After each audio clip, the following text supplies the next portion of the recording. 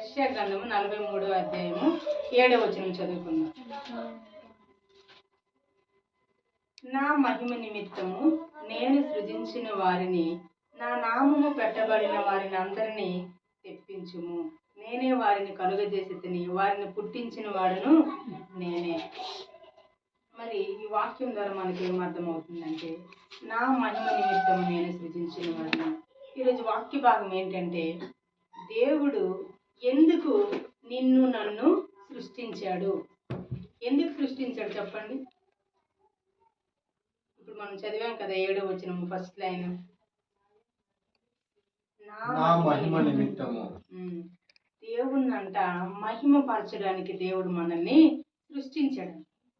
అర్థమైందా? కాబట్టి మరి ఈ వాక్యం బట్టి మనం అర్థం చేసుకుని మనం ఏం చేయాలి? దేవుణ్ణి మహిమ పరచాలి. మహిమ అంటే ఇంగ్లీష్లో గ్లోరీ. మరి దేవుడంట మరి మహిమ గల దేవుడు అంట. ఆయనను స్తుతించడానికి, ఆరాధించడానికి, మహిమపరచడానికి దేవుడు మనల్ని సృష్టించాడు. కాబట్టి మరి దేవుడు మన జీవితంలో చేసిన మేలులు, ఉపకారములు బట్టి దేవుణ్ణి మనము స్తుతింపబద్ధులమై ఉన్నాము. మరి దేవుడు అసలు ఈ మేలు ఉపకారాలు కాదు, మనల్ని దేవుడు సృష్టించినందుకే మనం దేవుని స్తుతించాలి. మనకు దేవుడు మరి మనిషిగా సృష్టించాడు. సృష్టిలో అన్నింటికంటే మనిషి జన్మ శ్రేష్టమైందంట. ఎన్నో జంతువులు ఉన్నాయి, కుక్కలు ఉన్నాయి, నక్కలు ఉన్నాయి, కానీ మనకి ఆయన స్వరూపంలో దేవుడు చేశాడు. ఆయనలో మనల్ని చేసినందుకు మనం ఆయనని స్తుతించాలి.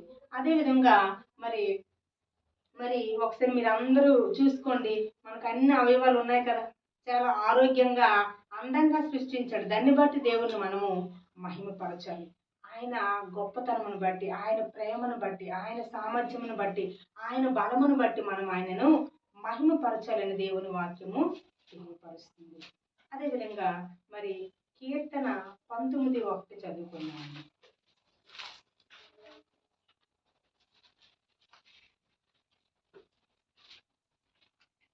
ఆకాశములు దేవుని మహిమను వివరించుచున్నది, అంతరిక్షము ఆయన చేతి పనిని ప్రచురపరచుచున్నది.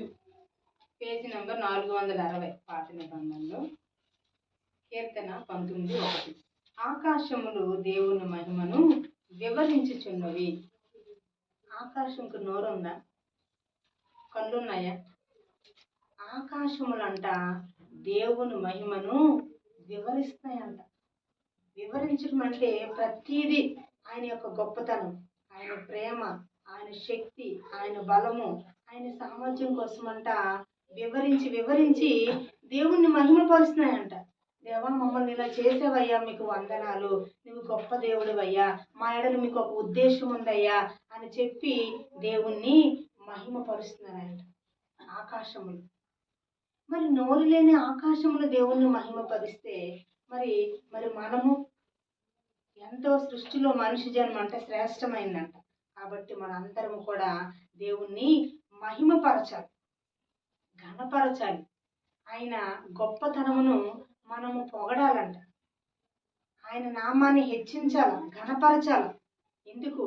మనల్ని ఎందుకు దేవుడు సృష్టించాడంట? ఆయనను మహిమపరచడానికి సృష్టించాడు. కాబట్టి మనందరం ఆయనను మహిమపరచాలని దేవుని వాక్యము తెలియపరుస్తుంది. అదేవిధంగా కీర్తన గ్రంథం 21:5 చూసినట్లయితే, నీ రక్షణ వలన అతనికి గొప్ప మహిమ కలిగెను. చూసారా? ఇంకేంటి? మనము రక్షింపబడటం ద్వారా ఆయన నామానికి మహిమ కలుగుతుందంట. అర్థమైందా? కాబట్టి నువ్వు నేను మరి రక్షించబడము ఆయన నామానికి మహిమ కలిగింది. మరి మన కుటుంబ సభ్యులు కూడా రక్షించబడాలి లేదా? మన బంధుమిత్రులు కూడా రక్షించబడాలి. అయితే మనం ఏం చేయాలి? వారందరి రక్షణ కొరకు ప్రార్థన చేయాలి. అవకాశం ఉన్నప్పుడు వారికి మనము దేవుని రక్షణ సువార్తను మనము ప్రకటించాలి. ఎందుకంటే ఒక మనిషి రక్షించబడటం ద్వారా దేవుని నామానికి మహిమ కలుగుతుందంట. నామానికి మహిమ కలగాలంటే మనము రక్షించబడాలని దేవుని వాక్యం తెలియపరుస్తుంది. మరి ఇక్కడ ఏం రాయబడింది? నీ రక్షణ వలన అతనికి గొప్ప మహిమ కలిగిందంట. చాలా గొప్ప మహిమ కలిగిందంట మనం రక్షించబడ్డం ద్వారా. కాబట్టి మనము రక్షించబడ్డాము. మన రక్షణను, మన రక్షణ సాక్ష్యమును మనము కాపాడుకొని కొనసాగాల మనకు దేవుడిచ్చిన జీవితము. అర్థమైందా? మన రక్షణ సాక్ష్యము మనము మరి ఒక మాదిరికరమైన సాక్షార్థమైన జీవితం జీవించాల. రక్షణ పొందిన మనము ఈ లోకానికి ఒక మాదిరి చూపించాల. ఎందుకంటే మన పాత జీవితానికి కొత్త జీవితానికి తేడా ఉండాలి. తేడా ఉన్నప్పుడే దేవుని నామానికి మహిమ కలుగుతుంది. ఈ లోకంలో ఉన్న వ్యక్తులు కూడా దేవుని వైపు త్రిప్పబడతారు. అర్థమైందా? రక్షణ పొందక ముందు అదే విధంగా ఉన్నాము, రక్షణ పొందాక అదే పాత రోత జీవితం ఉన్నట్లయితే గనక దేవుని నామానికి ఎలాంటి మహిమ కలగదు. రక్షణ పొందిన మనము మార్చబడాలి. మన సహోదరులు కొంతమంది రక్షణ పొందారు, పర్వాలేదు ఎవరు చూస్తున్నారు, నాకు ఎవరు అడుగుతారని తాగడం మానరు, బూతులు మాట్లాడడము మానట్లేదు. వాళ్ళ ఇష్టానుసారంగా. అంటే అప్పటికి ఇప్పటికి ఏమైనా చేంజ్ ఉందా? ఏమైనా మార్పు ఉందా? లేదు. మరి అలాంటి వారి ద్వారా దేవుని నామానికి మహిమ కలుగుతుందా? ఏదో బాప్తిస్తం పొందాను, నేను రక్షించబడ్డాను, నీటిలో మునిగాను తేలేనంటే అయిపోయిందా? జీవితాన్ని మార్చుకోదా రక్షించబడ్డం. దాని ద్వారా దేవుని నామానికి మహిమ కలుగుతుంది. దేవుడు సంతోషిస్తాడు, గొప్ప మహిమ కలుగుతుంది. అర్థమైందా? దేవుడు మహిమ పొందేలా మన జీవితాలు మార్చబడాలి. మన రక్షణ సాక్ష్యము ఆ విధంగా ఉండాలి. అదేవిధంగా కీర్తన గ్రంథము 24వ అధ్యాయము 7వ వచనం చదువుకుందాం. ఏముంది? గుమ్మములారా మీ తలలు పైకెత్తుకొనుడి, మహిమ గల రాజు ప్రవేశించినట్లు పురాతనమైన తలుపులారా మిమ్మును లేవనెత్తుకొనుడి. అక్కడి నుంచి 10వ వచనం వరకు వెళ్తే మహిమ గల రాజు ఎవడు? బలశైర్యములు గల యెహోవా, యుద్ధశూరుడని యెహోవా. దేవుని గొప్పతనం ఎంత చక్కగా కీర్తనకారుడు వర్ణించాడు చూడండి. బలశూరుడు అంట, సైన్యములకు అధిపతి అంట, బల శౌర్యము గలవనంట, మహిమ గల రాజు అంట. కాబట్టి మనందరం అంట ఏం చేయాలి? మన తలలు పైకెత్తుకోవాలి.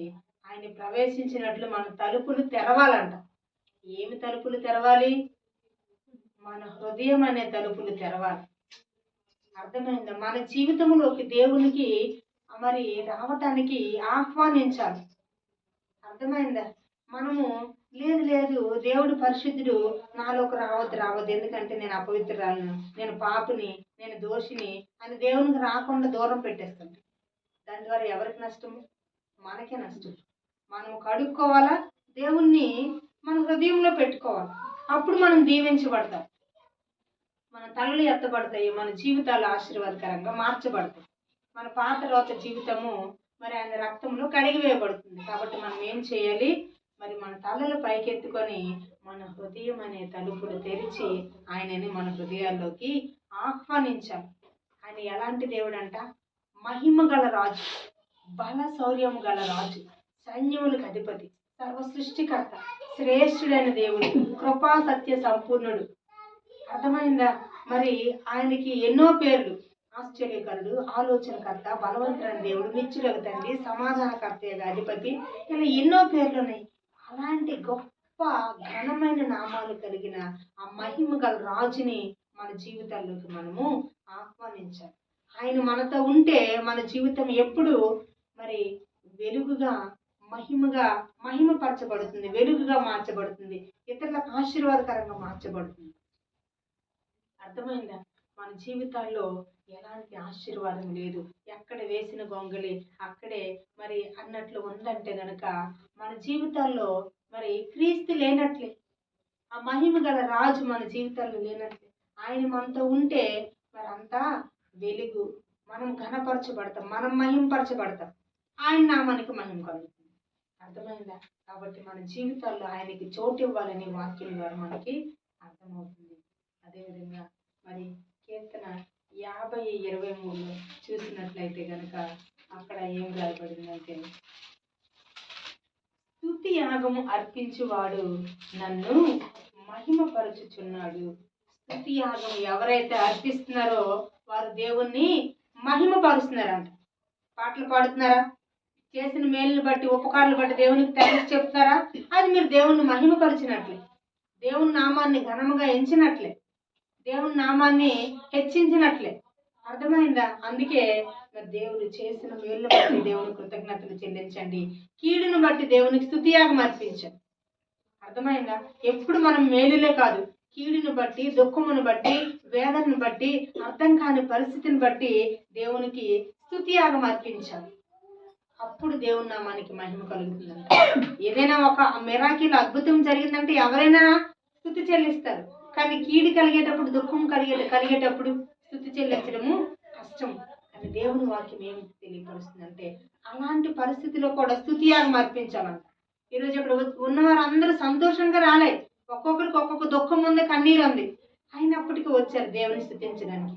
కాబట్టి దేవుని నామానికి మహిమ కలుగుతుంది. ఖచ్చితంగా దేవుడు మన జీవితాలు మారుస్తాడు. అర్థమైందా? మరి అదేవిధంగా కీర్తన 62:7 చదువుకుందాం. ఇక్కడ ఏమి రాయబడిందంటే, నా రక్షణకు నా మహిమకు దేవుడే ఆధారము, నా బలమైన ఆశ్రయదుర్గము. మన రక్షణకు మన మహిమకు ఎవరంట ఆధారము? దేవుడే. నిజమే, మనము ప్రతిదినము క్షేమంగా ఉంటున్నాము, ఎన్నో ప్రయాణాలు చేస్తున్నాము, ఎన్నో శోధనలు, ఎన్నో ఇబ్బందులు, అయినప్పటికీ క్షేమంగా రక్షించబడుతున్నామంటే ఎవరు దానికి కారణము? మన వెనుకుండి ప్రతి శోధన, శ్రమ, దుఃఖము, కన్నీరు నుండి కాపాడుతున్నాడు. ఎన్నోసార్లు ఎంతో మందికి మరి నేను చనిపోతూ బాగున్నా అన్న ప్రేరేపణ, ఎందుకు నాకు ఈ జీవితం, నేను అంతం చేసుకుంటూ బాగుందన్న పరిస్థితి, మరి కొంతమందికి వీరిని చంపేద్దామా అన్న పరిస్థితి, మీరు ఏదైనా అయిపోతూ బాగుందని వేరే వాళ్ళు కోరుకుంటారు మనకి. వాటన్ని ఉచ్చులు, వాటన్నిటి నుండి దేవుడు మనల్ని కాపాడుతాడు. మన రక్షణకి ఆయనే ఆధారం. అర్థమైందా? ఇంకా మన మహిమకి మనము 10 మందిలో ఘనముగా గొప్పగా ఉంటున్నామంటే దానికి కారణం తెలుసా? దేవుడే. అర్థమైందా? మరి చక్కగా ఉందాగా మరి మంచిగా 10 మందిలో మాట్లాడగలుగుతున్నాము, సమాజంలో గౌరవంగా జీవించగలుగుతున్నామంటే దానికి ఆధారం ఎవరు? మన వెనుకుండి ఆయన మనకి ఆ విధముగా మహిమ తీసుకొస్తున్నాడు దేవుడు. అర్థమైన మరి అలాంటి దేవునికి మనం స్తుతియాగం అర్పించాలా లేదా? మహిమ పరచాలా లేదా? ఖచ్చితంగా మనం ఆయనని మహిమ పరచాలని వాక్యం ద్వారా మనకి అర్థమవుతుంది. మరి అదే విధంగా కీర్తన 86:12 చదువుకున్నాం.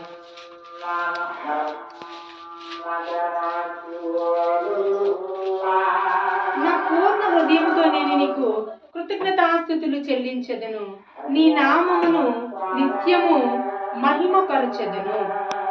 ఇక్కడ భక్తుడు చెప్తున్నాడు, ఏం చెప్తున్నాడు దావీదు గారు? నా పూర్ణ హృదయంతో నీకు కృతజ్ఞతాస్తుతులు చెల్లించెదను. మనమంతా కొన్నిసార్లు పూర్ణ హృదయంతో కృతజ్ఞతాస్తుతులు చెల్లించట్లేదు. దేవునికి పూర్ణ హృదయంతో, హృదయం అంతటితో మనం దేవునికి కృతజ్ఞతలు చెల్లించాలంట. అర్థమైందా? సంపూర్ణంగా మరి సగం సగం భక్తి, సగం సగం విశ్వాసం కాకుండా సంపూర్ణంగా ఏది ఉన్నా లేకపోయినా, ఏ మేలు జరిగినా జరగకపోయినా, ఏ కీడు ఏ ఇబ్బంది ఉన్నప్పుడు కూడా పూర్ణ హృదయంతో దేవుణ్ణి మనము స్తుతించాలి, మహిమపరచాలి. అది మనకు మేలుగా మార్చబడుతుంది. ఒక మేలు కొరకు ఎదురు చూస్తున్నారేమో, ఆ మేలు జరుగుతుందో లేదో తెలియదు, కానీ మనమైతే ఏం చేయాలి? మన తరఫున పూర్ణ హృదయంతో ఆయనని మనము మరి కృతజ్ఞతాస్తుతులు చెల్లించాలంట. అర్థమైందా? అప్పుడు ఆయన నామము మరి మహిమపరచబడుతుంది. నిత్యము నేను మహిమపరుస్తున్నాయి అంటున్నాడు ఆయన. నిత్యము మహిమపరచాలి మనం. అర్థమైందా? మేలైనా కీడైనా పరిస్థితులన్నీ కొన్నిసార్లు చూస్తే ప్రతికూలంగా ఉంటాయి, గజిబిజి గందరగోళం ఉంటుంది, అర్థం కాదు. అయినప్పటికీ కృతజ్ఞతాస్తుతులు చెల్లించాలా, దేవునికి చెందాల్సిన మహిమ మనం చెల్లించాలి. అర్థమైందా? మరి ఎందుకంటే ఆయన మహిమ గల దేవుడు. ఆయనను స్తుతించడానికే, ఆయనను మహిమపరచడానికే మనం సృష్టించాడంట. ఈ కీ పాయింట్ మనం తెలుసుకోవాలి. ఆయన ఒక ఉద్దేశం ఏంటో ఫస్ట్ మనం తెలుసుకోవాలి. దాని ప్రకారం నడుచుకుంటే మనం దీవించబడదు. అసలు దేవుడు మనల్ని ఎందుకు చేశాడు, దేవునికి మన ఎలాంటి ఉద్దేశం ఉంది, ఎలాంటి ప్రణాళిక ఉంది అని మనము మరి ఆలోచన చేసినట్లయితే గనక మరి మనము దీవించబడతాం. అదేవిధంగా 96:3 చదువుకున్నాం కీర్తన. అన్య జనులలో ఆయన మహిమను ప్రచురించుడి, సమస్త జనములలో ఆయన ఆశ్చర్య కార్యములను ప్రచురించుడి. ఇంకేమంటున్నాడు దేవుడు? ఇంతవరకు మనం ఏం చేసాము? మనము మహిమపరచాలి ఆయన యొక్క గొప్పతనమును బట్టి. అర్థమైందా? ఆయన ఇచ్చిన రక్షణను బట్టి, ఆయన ఇచ్చిన కాపుదలను బట్టి, ఆయన చేసిన మేలుని బట్టి. కానీ ఎక్కడ ఏం రాయబడింది? ఏం చదువుకున్నాము? 97 అన్యజనులలో ఆయన 96:3 అన్యజనులలో ఆయన మహిమను ప్రచురించాలంట. ఆయన మహిమ గల దేవుడు కదా. ఆయన మహిమ గల కార్యాలు, ఆయన గొప్పతనము, ఆయన ప్రేమ, ఆయన త్యాగము మనం ఏం చేయాలంట? ఇప్పుడు మన బంధుమిత్రులకు, అన్యులకు, మన ఇరుగు పొరుగు వారికి, మన ఉద్యోగ స్థలంలో, మనం ఎక్కడికి వెళ్తే అక్కడ మనకు తెలిసిన వారికి, పరిచయస్తులకు ఆయన మహిమను మనము ప్రకటించాలంట, ప్రచురించాలంట, తెలియపరచాలి. ఆయన మనల్ని, మీరు ఎప్పుడైనా ఆలోచన చేశారా? మనల్ని ఎవరు సృష్టించారు, మనం ఎలా ఈ భూమి మీదకి వచ్చాము అని వారిని ఆ విధంగా చెప్పి దేవుని వైపు తిప్పాలి. దేవుని సువార్త ప్రచురించాలి. దేవుని గొప్పతనం తెలియపరచాలి. అమ్మా, నిన్ను నన్ను ఆయన తన సొంత చేతులతో చేశాడు. కానీ మనం ఏం చేస్తున్నాము? మరి సృష్టికర్తను విడిచిపెట్టి ఆయన చేతితో చేసిన ఆ సృష్టిని మనం పూజిస్తున్నాం. మనము అజ్ఞానంలో ఉన్నాం, తెలియని స్థితిలో ఉన్నాం. తెలుసుకోండి, నిన్ను నన్ను సృష్టించింది ఎవరో తెలుసా? అజీవము గల దేవుడు.